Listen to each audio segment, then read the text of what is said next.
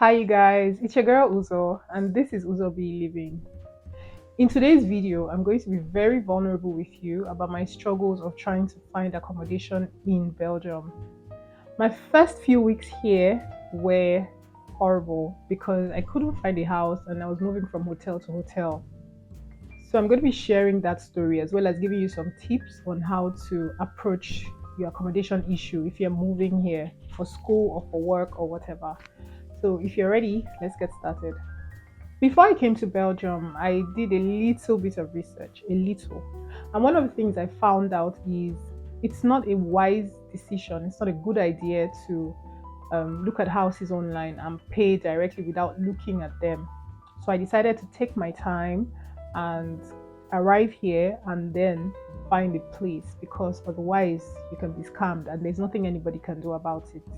So what I did when I was preparing for my trip here, when I got my visa and I knew I was coming here definitely, is I started looking at different housing websites and I shortlisted a couple of them so that in my first couple of days in Belgium, I would, go visit them and then hopefully, I was very hopeful that I was going to get a place within maybe 2 3 days of arriving in Belgium.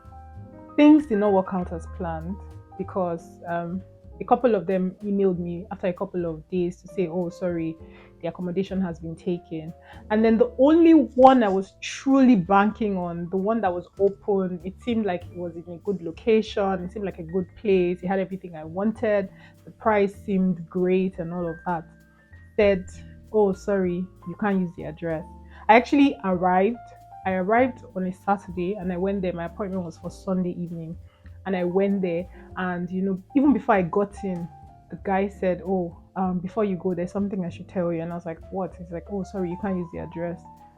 And I was like, I'm going to explain more about the address issue. But at that time, I didn't really understand what it meant. But to me, I was like, oh, why can't I use the address? So I can't receive parcels. I can't do anything. That was what was on my mind at that time. I didn't even realize the significance of address in Belgium. But when he said, oh, no, you can't use the address, I was like, no, no, no, I'm not taking it. First of all, my course is, is an inter-university course. So it's 5 Belgian universities that organize this course. So I tried to find a place that was in the middle of all the cities that I felt okay, we're going to be attending lectures. And Antwerp seemed right. So before I arrived, I got a hotel in Antwerp for 3 days because in my mind, okay, I'm not going to stay more than 3 days in a hotel. And I paid for the hotel. It was just in front of the central station because I wanted somewhere that was easily accessible so that wherever I need to go, I can go. So, it was okay. It was the price wasn't too much. It was fine. I arrived, it was easy to locate, it was very accessible to everything I needed to do and all of that, and I was pretty happy. The problem now started when I hadn't gotten accommodation in 3 days because I paid for 3 days, right? So it now seemed like, okay, I had to renew, pay for 2 more days, and that's when things began to become more expensive because it seemed like because I wasn't sure when I was going to get a place, I had to be paying for one extra day, one extra day, one extra day. Finally, after I think 5 days in that hotel, I couldn't extend my stay because it was fully booked. So I had to quickly look for another place. And then I moved to a short let apartment. So this sort of like an apart hotel, they call it. It had its own cooking area and all of that. The only room I could get in that apart hotel at short notice, because literally I was looking at midnight. I had to check out by 11 a.m. I was looking at midnight. So the only place I could get, the only room had 3 beds for 3 people. But that was the only place. That was the cheapest place in Antwerp at the time. And in my mind, I was thinking, because I carried a lot. Now, this is the thing. I had a lot of stuff. I carried a lot of stuff from Lagos. So I was thinking to myself, like, okay, so if I have to go to another city, how much is it going to cost me in terms of transportation and all of that? So if I was going to move my things to another place, it would have cost me almost 100 euros. And I was like, I don't even know if wherever I'm going to find a place. So let me just stay put in Antwerp. So I went to this apart hotel. The 3 bed room was okay priced and everything, but God. And that was how my journey just kept going on. In the apart hotel, I had to change room 3 times, right? Because I had to keep extending my stay because I wasn't getting a place and I was becoming so frantic and all of that. I went from a 3 bedroom to a 2 bedroom to a 1 person room. And the annoying thing about the apart hotel was every single time I had to change rooms, it wasn't automatic. So what happens is checkout is 11, check-in is 3. So between 11 and 3, I was outside. Like there was really nothing they could do. I was just sitting with my stuff outside. So this is a video of me. This is a video of me just, just sitting outside and just contemplating my life and contemplating what I'm doing here. Finally, I moved to the third hotel, and that was, I think, the icing on the cake. It was a really nice hotel. It was also somewhat reasonably priced because I had to get it at short notice again because it got to a point where I couldn't renew my stay at the apart hotel because it was fully booked. And I didn't want a situation where, okay, I pay for a long time and then I get a place and I'm stuck with it and everything. So I just, I was doing it in 2 days. So it got to a point where I couldn't stay in the apart hotel anymore. So I had to move to another hotel, and it was really nice. It didn't have TV, but that was besides the point. I was really comfortable there and everything. And bam, I had to move out of the apart hotel on a Thursday. So I paid Thursday, Friday, Saturday, Sunday to move out on Monday. And boom! On Friday I got a place. So I was really happy. I was really excited about it, and it was a really good place because in Belgium, getting accommodation is not easy. So the fact that I didn't have to pay deposit for it, I didn't have to, it was just initially I was a bit concerned that I hope I'm not getting scammed. But then at the same time, at the back of my mind, because it was the accommodation was from the Institute of Tropical Medicine, and my correspondence and every correspondence with them was through official means and everything. I just felt calm about it, so I just paid without even seeing the place. The very first time I saw my room in ITM in Nape was on Monday. I went there in the morning, took the key, came back to the hotel, packed my things, put in a taxi, and went to Nape. And Nape was nice. It was a room with private sanitary. What I had wanted was a studio, but at the same time, I was willing to compromise on the kitchen area because I'm not like I cook all the time. So I was willing to compromise on that, but I wasn't willing to compromise on the private sanitary. So I was really happy that I was able to get Nape. And then after a couple of months, I had to leave Nape because Nape ITM is for the ITM residence is for ITM students. Even though yes, if there's space, they can let it out to outsiders, but it's primarily for the students. So if they're full, there's nothing they can do. You have to leave. So I left and I moved to another place, and it was a studio. It was a huge studio, but I didn't really like it. That story for another day. I didn't really like it, but I just stayed there because it was very convenient, very accessible. Very like every place I've stayed in Belgium, like I have loved because it's very accessible. You can walk wherever it is you want to walk. Public transport easily accessible, shops easily accessible, everything accessible. So this place too was nice. It was really big, but then I wasn't really happy there, and also my expenses, my rent did not include costs, so I had to pay costs separately. So when I got the first electricity bill, hey God, I just said no, I can't stay there anymore, and so I landed here. So far I have lived in 3 places. I always joke with people and tell them that I've moved more in Belgium than I have moved in my entire life, if I count the hotels as well. So far I have stayed in 3 places, and so far so. So having given you my own gist about how I was almost homeless in Belgium, I have a couple of tips for you to consider if you're moving here or you're moving somewhere else and you would like to sort out the accommodation issue as soon as possible. Number 1, you have to think of your budget, right? Most people just think, oh, if you're desperate, you fall into the wrong hands. And this happened to me because in my desperation, I think in my first week in Belgium, I found a studio. Like this studio was nice. It was everything I wanted, but the price was crazy. Like everybody kept asking me, "Are you sure? How are you going to manage? Like it's so expensive." But at that point in time, I was so desperate. Like I didn't even want to hear anything. But I'm thankful because I didn't get it. Because in the long run, in retrospect, if I had gotten that studio, in fact, I'm not sure I'd have been able to eat because it was so expensive. And Getting a job, that's another video. Get so in my mind, I was thinking, okay, yeah, let me get it. I will try and find a job ASAP, and I'll be able to sort my bills and all. But it didn't work out that way. So ultimately, I'm happy that I didn't get it. So yes, you might be desperate, but then you also have to consider your budget and stick to it as much as possible, because you're not just paying rent. You have to live, you have to pay transport, and transport is not the cheapest thing here. So number one, you have to consider your budget and try to stick to it as much as possible. Number two, what is your preference?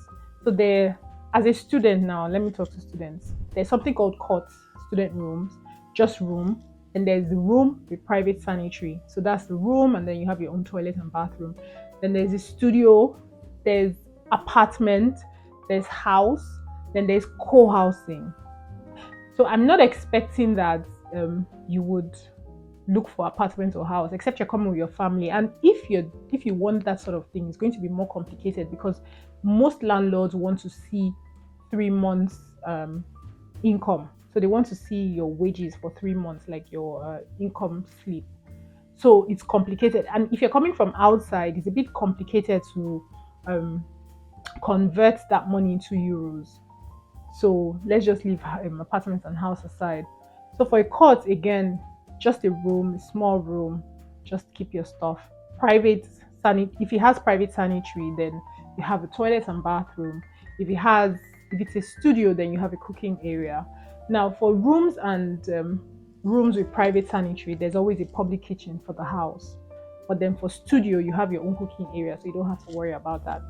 Co-housing is somewhat like a room, but instead of it being like a room in a student building, it's like a room in maybe a house of 5 people, or a flat of 3 people or something. So in a co-housing situation, you're more intimately connected to your housemates, as opposed to just a regular room in a student house where everybody is just doing their own thing, and if they decide to be friends, they can. I hope you understand the difference. So you have to, from the get-go, decide what you want. For me, initially I wanted a studio, but then I felt like, okay, if a studio is a little out of the budget, then I would get something with private sanitary, because that to me is most important. Most important. So I was able to persevere until I got the room with the private sanitary. So as much as possible, think about what you want, think about what you're comfortable with. Because yes, your budget is important, but then if you are the type, someone like me, I won't say, oh, because of money, I'm going to go share toilet. Like, I'm just not going to have a good time. So think carefully about your preference before you choose a place. The third thing, and this is so important, is location. I'm a city girl. I cannot live on the outskirts. Like, it's not like I can't, but I like to be in the middle of things. And then I don't drive here. I don't know how to bike. So for me, it's very important that everything I want is easily accessible. I can walk wherever I want. If I want to go do my laundry, I can walk there. If I want to go to school, public transport is easily accessible. Like, if everything I need is around me, I want to go to the gym, I can walk there and all of that. So for me, location was super important. I wanted somewhere in the center of Antwerp. So if you're the type who, you like that sort of thing, you want to be in the thick of things, then going to live on the outskirts will just make you miserable. So as much as possible, consider location. Consider the proximity to work or school or wherever it is that wherever it is that you're going to be spending the most part of your day. And then also consider how easy it is to access things, because as a newcomer, if you go and live in a place where you want to shop for groceries, you have to take bus 30 minutes, 45 minutes. It's stressful. So as much as possible, keep that at the back of your mind when you're looking for a place and when you finally settle for a place. The next thing is your contract. There are certain things that you should make sure, especially now for students, there are certain things you should make sure that your contract says. So number one, there should be an avenue for settling disputes between you and your landlord. Because if you have issues with your landlord and you cannot take it further, then it's a bit of a challenge. Number two, you should be able to use the address. If you don't use the address, you cannot get residence permit. And like I said earlier, I didn't realize how significant address is in Belgium, because what happens is when you apply for your residence permit, the police officer has to come check if you actually live there. So if you cannot use the address, why is the police officer going to check? And if the police officer cannot check, you cannot get your residence permit. So as much as possible, ensure that your contract allows you to use the address of wherever it is you're moving to, because otherwise you're going to be in hot soup. And then again, maintenance and all of that. So make sure you sign a contract before you give your money to anybody. Make sure, at least even if you want to give your money, make sure that the contract is in front of you and then your money is also with you, so that you read, you understand. And again, the contracts are in Dutch, but you can always ask for explanation. Like when I moved here, I sat down with my landlady and then she explained every term one by one to me. Do you understand? So you can either do that, or you can take away the contract, use Google Translate, and then make sure you know what you're signing. Don't sign away your life because you don't understand the language. I hope you understand. Finally, you have to consider, again, this is tied to your budget. You have to consider whether or not utility is part of the rent. Like I said, in the second house I lived, which I showed you earlier, gas, electricity wasn't part of it. And when the electricity bill came, literally I had sleepless nights over the bill. So you have to make sure that you're able to discern whether your utilities are part of the rent. If it is not, then you have to be extra careful, because you can never tell how much you're going to spend. And if you're new, whether you're coming here for school or you're coming here for work, as much as possible, try to get a contract where everything is included, because otherwise, it go shock you. I'm telling you, and this is from experience. So as much as possible, try to get a contract where everything is included. But if you can't, and your utilities are separate, then try to watch your consumption, because otherwise, I don't know what to say. So this is my experience and my advice for those who are moving to Belgium or moving somewhere else. Like I said, I know there's some things that are specific to Belgium, such as address, but then I feel like, it's also applicable in other places. Before you come, and this is really important now, before you come, you have to